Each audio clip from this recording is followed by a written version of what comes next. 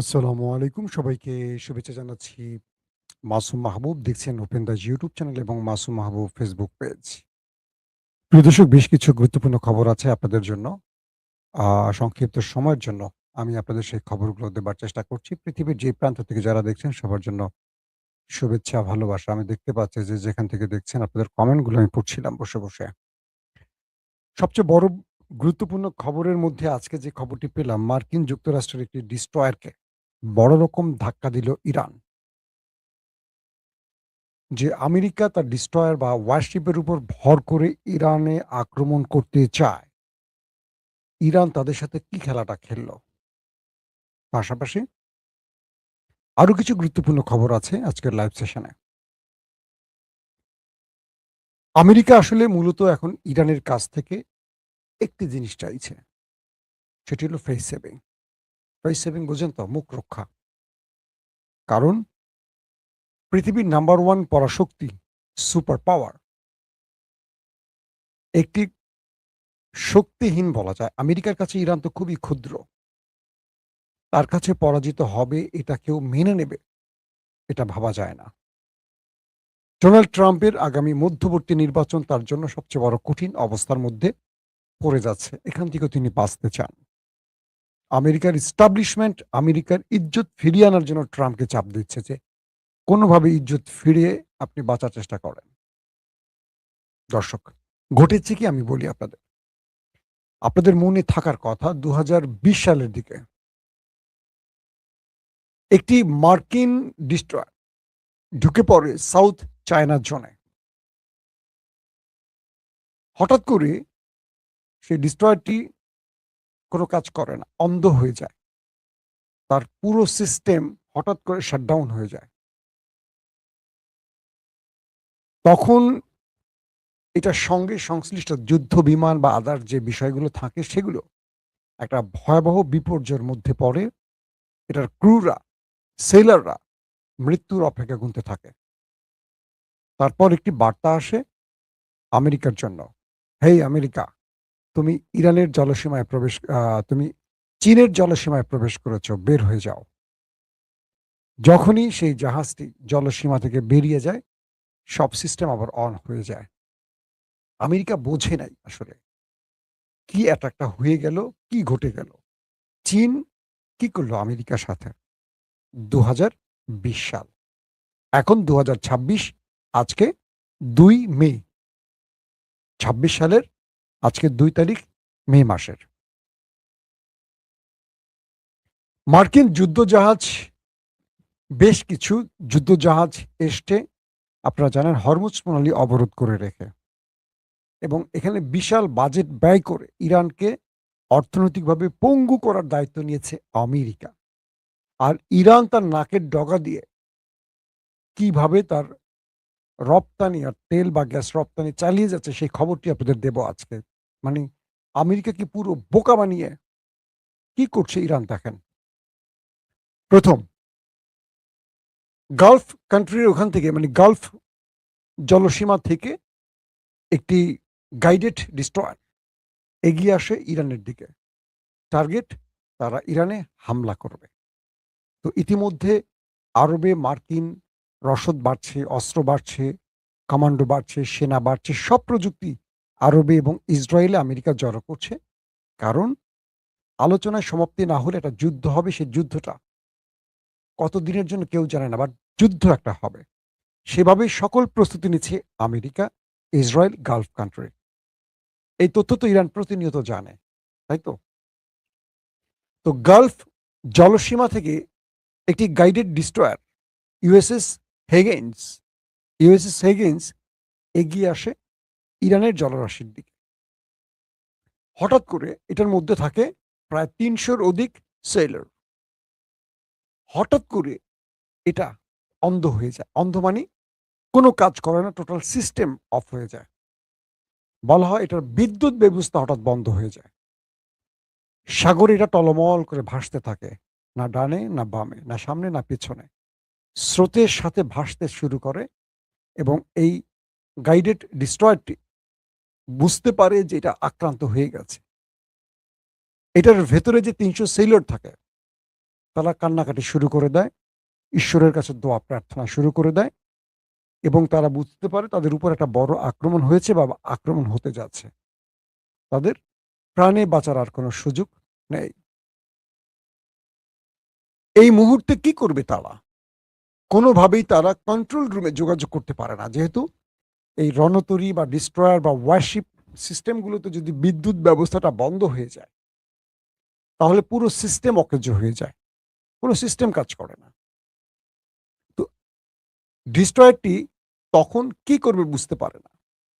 কয়েক ঘন্টার জন্য একটা অন্যরকম পরিস্থিতি তৈরি হয় ইউএসএস হেগেন্সে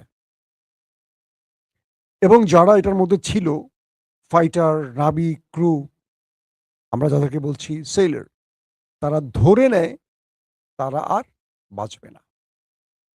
এই অথই সাগরে এটা যখন অকেজো হয়ে যায় এবং এটা যখন কোনো কন্ট্রোল রুমে যোগাযোগ করতে পারছে না, কোনো সিস্টেমকে সংকেত দিতে পারছে না এবং এখান থেকে কোনো কিছু করার সুযোগ হচ্ছে না, একটা কলা গাছের মতো দাঁড়িয়ে থাকে সাগরে আর পানির স্রোতের সাথে ভাসতে থাকে, কখনো ডানে, কখনো বামে, কখনো সামনে, কখনো পেছনে।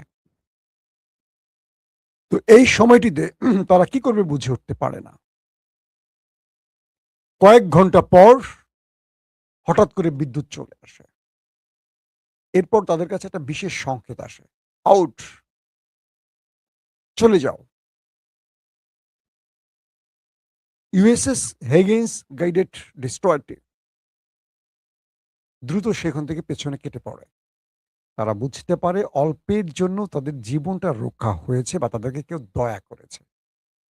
এখন বলেন, কে করেছে এই কাজটি? কে করতে পারে? সরকারি খাতায় আসামির নাম নাই, সন্দেহভাজন আছে, কিন্তু প্রমাণিত শত্রুকে বলা যাচ্ছে না। অর্থাৎ আমেরিকার এই পাওয়ারফুল ডিস্ট্রয়ারের সাথে একটা খেলা খেলে দিয়েছে ইরান। ইরান তারা বারবারই বলছে না যে আমাদের কাছে যে কার্ড আছে, আমরা তোমাদের হরমুজ প্রণালীতে তোমাদের ডিস্ট্রয়ার, তোমাদের ওয়ারশিপ, রণতরীর সাথে কি খেলা খেলবো তোমরা কল্পনাই করতে পারো না। তোমরা যে ইরানের সাথে লড়তে এসেছো সেই ইরান সম্পর্কে তোমরা ধারণা না নিয়ে এসেছো। তোমরা জানোই না কি করতে পারে তোমাদের সাথে ইরান। এখন পর্যন্ত ইরান যে চুপ আছে, তোমরা হরমুজে ব্লকেট করে রাখছো, ইরান যে চুপ, এটার মূল কারণ হলো ইরান তোমাদেরকে এখনো ছাড় দিচ্ছে, সুযোগ দিচ্ছে পেছনে ফিরে যাবার জন্য। নতুবা তোমাদেরকে এতক্ষণ এখান থেকে পালাতে হতো। ইরান বলছে তোমাদেরকে লাস্ট ওয়ার্নিং দিচ্ছি, হরমুজ প্রণালী থেকে দ্রুত কেটে পড়ো। যদি কেটে না পড়ো, শীঘ্রই আমরা তোমাদের উপর স্ট্রাইক চালাবো। মার্কিন মেরিন সেনা, মার্কিন কমান্ডো, মার্কিন নেভিকে ইরান বলছে দ্রুত হরমুজ থেকে কেটে পড়ো। যদি কেটে না পড়ো, তোমাদের উপর বড় স্ট্রাইক চালাচ্ছি আমরা। ইরান আমেরিকাকে থ্রেট দিচ্ছে। বুঝতে পারছেন আমেরিকা কোন চিপায় পড়ছে? একদিকে তাদের পৃথিবীর সবচেয়ে বড় আধুনিক গাইডেড ডিস্ট্রয়ার ইরানের জলসীমায় পা দেওয়ার সঙ্গে সঙ্গে অন্ধ হয়ে গেল, কিন্তু কেউ প্রমাণ জানে না কোত্থেকে আক্রমণ। এটিকে বলে ইএনপিএস হামলা। অর্থাৎ ইলেকট্রনিক্স কোনো ডিভাইস বা কোনো সফটওয়্যারগত বা কোনো ইন্টারনেটের, এখন তো পুরো পৃথিবী ইন্টারনেট চলে, একটা লিফটও ইন্টারনেটে চলে। সাইবার অ্যাটাক, কত রকম শব্দ আমরা বলি না। একটা সময় আপনাদের মনে আছে, ইসরায়েল ইরানের বিভিন্ন পানি শোধনাগার, বিদ্যুৎ ব্যবস্থা, তাদের পেট্রোল পাম্প, তাদের পারমাণবিক প্রকল্প অকেজো করে দিত ইসরায়েল। তাদের পারমাণবিক প্রকল্পের মধ্যে হঠাৎ করে শর্ট সার্কিটে আগুন ধরে যেত। অটোমেটিক ইসরায়েল সফটওয়্যারে খেলতো বা সাইবার অ্যাটাক চালাতো, বিভিন্ন এনপিএস অ্যাটাক চালাতো, চালিয়ে দিত কাম, মানে উল্টা করে। পাওয়ার পাম্প, তাদের পাওয়ার যেখান থেকে তেল নেওয়া হয়, কি পাওয়ার তো না, সরি পেট্রোল পাম্প, এগুলো অকেজো করে দিত। মনে আছে আপনাদের? আজকে সেই ইরান আমেরিকাকে অন্ধ করে দিচ্ছে, আমেরিকাকে অকেজো করে দিচ্ছে। কল্পনা করেন কোথায় চলে গেছে ইরান। বাংলাদেশও মোটামুটি অনেক দূর এগিয়ে গেছে। আমি বাংলাদেশে কয়েকটা সফলতার গল্প বললে আপনাদের খুব ভালো লাগবে। গত 54 বছর বাংলাদেশ বিশাল বিশাল কিছু অ্যাটাক করেছে। এর মধ্যে একটি হলো চেতনার অ্যাটাক। এখন পর্যন্ত বাংলাদেশের পার্লামেন্টে ফজা পাগলারা ৭১ ছাড়া কোনো শব্দ উচ্চারণ করার সাহসই পায় না, শব্দ খুঁজেই পায় না। এখন পর্যন্ত আমরা দেখছি যে কিছু নেতা ৭১ রাজাকার মুক্তিযুদ্ধের বাইরে একটা শব্দ উচ্চারণ করার ভাষা খুঁজে পায় না। পৃথিবী কোথায় চলে গেছে যে মিসাইল ড্রোন অ্যাটাক চালাচ্ছে না, একটা জাহাজ পানিতে চলছে, কোনো বিদ্যুৎ লাইন নেই, কিচ্ছু নেই, কিন্তু সিস্টেমগতভাবে এটাকে অকেজো করে দিচ্ছে। আগামীর পৃথিবী কত বড় চ্যালেঞ্জিং বুঝতে পারছেন? তলোয়ার কিংবা আগের যেই ওসমানী সালতানাতের আগে বা পরে বা খেলাফতের সময় বা উমাইয়া খেলাফতের যে ব্যবস্থাগুলো এখন তো নেই, কিন্তু আল্লাহর রাসূলের সময় থেকে এই লড়াই তো শুরু। এই লড়াই কিয়ামত পর্যন্ত।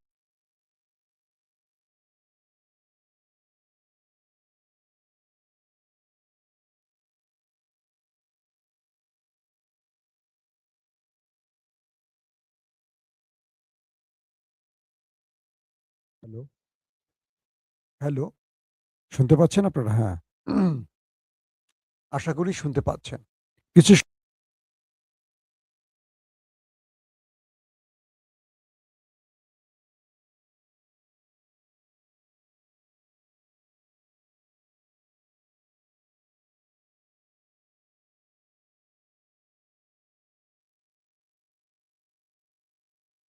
হঠাৎ করে সাউন্ড প্রবলেম। এখন ঠিক আছে বোধহয় না সাউন্ড? দেখেন আপনারা শুনবেন। আমাকে জানাবেন সব ঠিক আছে কিনা। সাউন্ড ছেড়ে দেওয়ার কারণটা কি? এখন ঠিক আছে সাউন্ড ভাই? তো যেই প্রবলেমটা হইছে যে ইরান তার ঘরে বসে শত্রুকে সাগরে অকেজো করে দিচ্ছে। আর দেখেন বাংলাদেশের পার্লামেন্টে এখনো বলা হচ্ছে ৭১, ২৪ কিছু না ৭১। কে বলছেন? ফজা পাগলা, যে নিজে হাতে অস্ত্র নিয়ে যুদ্ধ করে নাই, আরেক কোম্পানি কমান্ডার বলছেন। স্পিকার বলছেন যারা যুদ্ধ করেনি তারা মুক্তিযুদ্ধের সহায়ক, নট মুক্তিযোদ্ধা, তারা ফ্রিডম ফাইটার নয়, তাদেরকে মুক্তিযুদ্ধের সহায়ক বলা হয়। আর তিনি নিজেকে এত বছর ধরে যুগের পর যুগ মুক্তিযুদ্ধের মুক্তিযোদ্ধা, ৯০০ ১০০০ কি কমান্ডো নিয়ে তিনি লড়াই করেছেন, কত মিথ্যা বলেছেন। দেখবেন যারা মুক্তিযুদ্ধ নিয়ে রাজনীতি করে আর ব্যবসা করে এরা সবগুলো হলো ফেক, মিথ্যাবাদী। আর প্রকৃত মুক্তিযোদ্ধারা কখনো এটাকে বিক্রি করে না। যারা জুলাই যুদ্ধে লড়াই করেছে এরা কেউ বিক্রি করে না, কিন্তু যারা জুলাই যুদ্ধে অংশীদার না তারা প্রতিদিন এটা বিক্রি করে। এটা হলো মূল জায়গা। তো বাংলাদেশের দিকে তাকান। এই কথাটা কেন আজকে বাংলাদেশে নিয়ে বললাম, যে বাংলাদেশ কোথায় যাচ্ছে, পৃথিবী কোথায় যাচ্ছে। তুরস্কের দিকে তাকান, তারা বিশাল মার্কিনের ইতিহাসে যে বড় বড় রণতরী সেগুলো বিট করার জন্য নিজেরা রণতরী বানাচ্ছে এবং মোটামুটি তৈরি হয়ে গেছে, ৩০-এর আগে সেটা নামবে। তাদের নিজের আকাশ প্রতিরক্ষা আছে, পঞ্চম প্রজন্মের যুদ্ধ বিমান আছে তুরস্কের নিজের তৈরি। আমাদের কি আছে? এক চেতনার বাইরে আমাদের বাল কিচ্ছু নাই, কিচ্ছু নাই। আর এক চেতনার বাইরে ৫৪ বছরে আমরা কিচ্ছু বানাই নাই। ভারত আমাদের দেশে একটা অ্যাটাক করলে চেতনা পিছন দিয়ে ঢুকে মুখ দিয়ে বের হয়ে যাবে, আর কাউরে খুঁজে পাবে না, সব গিয়ে ইন্ডিয়া পলাবে। আবার যখন দেশ স্বাধীন হবে সবাই এসে বলবে আমরা এই দেশ স্বাধীন করেছি। এটাই নিয়ম। ২৪-এ ফাইট করছে কারা? বসতে কারা ক্ষমতা, কারা খাচ্ছে এখন? যারা ২৪-এ তারা খাচ্ছে না। ৭১-এ যুদ্ধ করছে যারা, তারা কেউ নাই। সব ফেক লোকগুলি সামনে দাঁড়ায় গেছে, সেটাকে বিক্রি করে ৫৪ বছর খাইছে। কিন্তু প্রকৃত মুক্তিযোদ্ধারা ভাত পায় না, না খেয়ে ভিক্ষা করে। দেখবেন আমরা টেলিভিশনে চাকরির সময় এরকম অনেক স্টোরি করতাম। অনেক মুক্তিযোদ্ধা ভাত খেতে পারতেছে না, ভিক্ষা করতেছে রাস্তায়।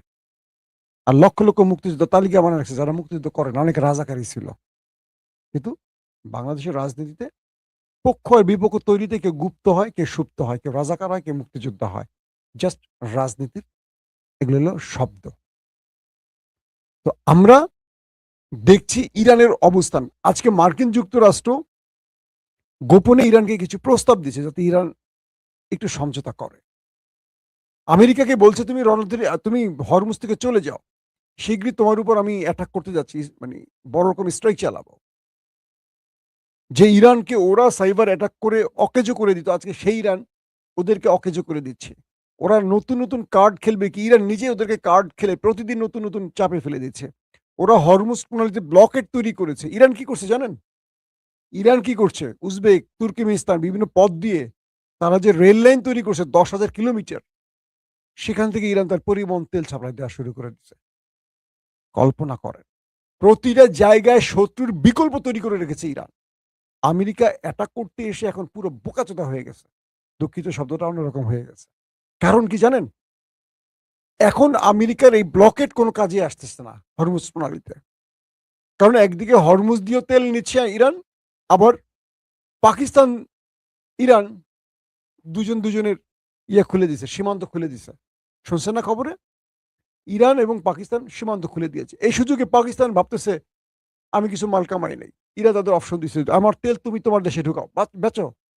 ইরান এখন যেহেতু পাকিস্তান ইরানের সীমান্ত আছে, ঢুকে গেছে। পাশে চীন, উজবেক, তুর্কমেনিস্তান থেকে চীনের যে 10,000 কিলোমিটারের পথ তৈরি করছে চীন আর ইরান মিলে, তারা যে বাণিজ্যিক রুট তৈরি করছে, বিশাল রেল লাইন তৈরি করছে 10,000 কিলোমিটার। কল্পনা করেন, এই পথ দিয়ে রেলে করে এখন তেল সাপ্লাই শুরু করছে ইরান।